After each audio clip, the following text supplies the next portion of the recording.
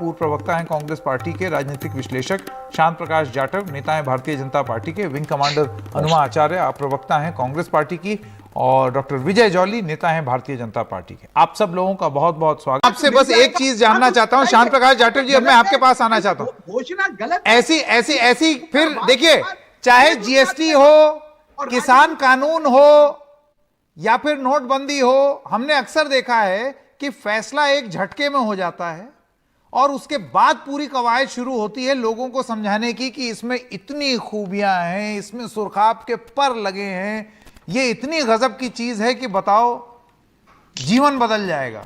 ऐसा क्यों होता है कि बार बार, एक सेकंड, मेरा सवाल शांत प्रकाश जाटव जी के लिए, क्योंकि आप राष्ट्रीय अध्यक्ष हैं, उसको राजनीति से प्रेरित होकर टीवी की डिबेट्स के माध्यम से, व्हाट्सएप के माध्यम से, सोशल मीडिया के माध्यम से उसके ऊपर प्रश्न चिन्ह लगाए जाएंगे। जनता मजदूर, भारतीय जनता मजदूर संघ के शांत प्रकाश जाटव जी भी हमारे साथ योजना लाकर 46,000 नौजवानों को रोजगार देना। मेरा ये कहना है कि ये नहीं जौली जी, ऐसा है, शांत प्रकाश जाटव जी, मैं आपसे जानना चाहता हूं ऐसा क्यों होता है बार बार सरकार इस सवाल के घेरे में आती है कि आप कोई अनाउंसमेंट पहले कर देते हैं, उसके बाद ये बताते हैं तो कई दशकों से इसकी मांग चल रही थी, इतना सोचा गया था इसके बारे में, एकदम से फैसला आता है, उसके बाद बवाल मचता है और फिर उस फैसले में धीरे धीरे धीरे करके थोड़े बहुत बदलाव होते हैं, फिर उसके बाद उस फैसले को लेकर के जनता में एक संदेश देने की कोशिश की जाती है, उसके लाभ गिनाए जाते हैं।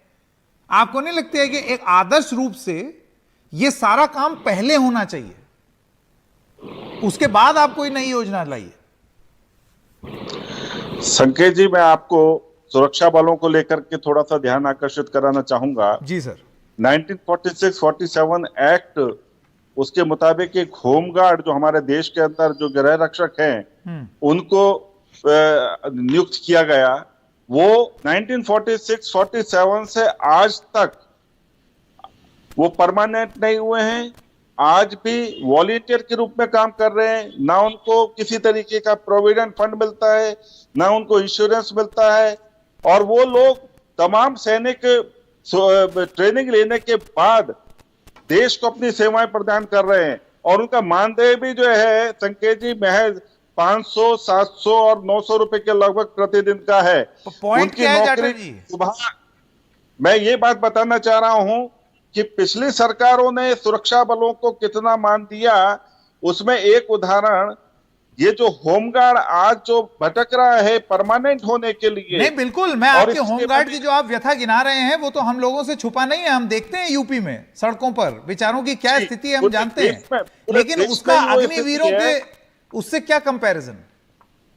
वो भी देखिए, मैं ये कहना चाह रहा हूं कि वो भी वीर हैं, मगर यहाँ अग्निवीर का जो विषय है, इसमें जिस तरीके की जो बातें उठ रही हैं, देखिए क्या मैं अभी हमारी बहन कांग्रेस की जो प्रवक्ता है, मैं उनसे ये पूछना चाहता हूं कि क्या ये इस प्रकार की परंपरा या नियुक्तियां जो है केवल भारत में हो रही हैं, क्या अमेरिका में नहीं है, क्या इजराइल में नहीं है, क्या चाइना में नहीं है?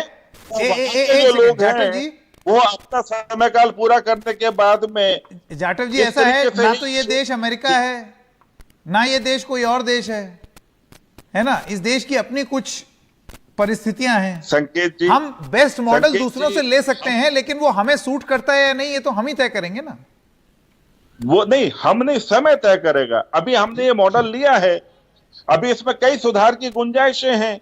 जीएसटी में 100 से ज्यादा सुधार हुए, आज सबसे ज्यादा हम जीएसटी कलेक्शन कर रहे हैं। हाँ। ठीक उसी तरीके से हम अग्निवीर, नहीं मेरा सवाल यही है। मैं अब संजय झा के पास जाना चाहता हूं। संजय झा, आपको लगता है कि ये अब एक फॉर्मेट बन गया है कि पहले देते संकेत जी थोड़ा आधा मिनट और, कि जब हम इसमें जो सुधार की गुंजाइशें रहेंगी, हम उन सुधारों के बाद जो पूरे देश को, अभी जिस तरीके से हम बात कर रहे हैं कि 80-85 लाख हमारे वैकेंसियां हैं, उसमें हम शुरुआत तो कर रहे हैं ना, अच्छी शुरुआत है, इसका सबको समर्थन देना चाहिए। जो सुझाव भाई 10 लाख नौकरियां भरना अपने आप में बहुत बड़ा काम है, ये तो मैं मानता हूं। कहीं तो शुरुआत तो होगी। जी संजय झा, मैं आपके पास आना चाहता हूं और सवाल ये है, आप देखिए, आपको लगता है ये एक मेथड सा बन गया है, एक प्रक्रिया सी बन गई है कि पहले एक झटके से कोई चीज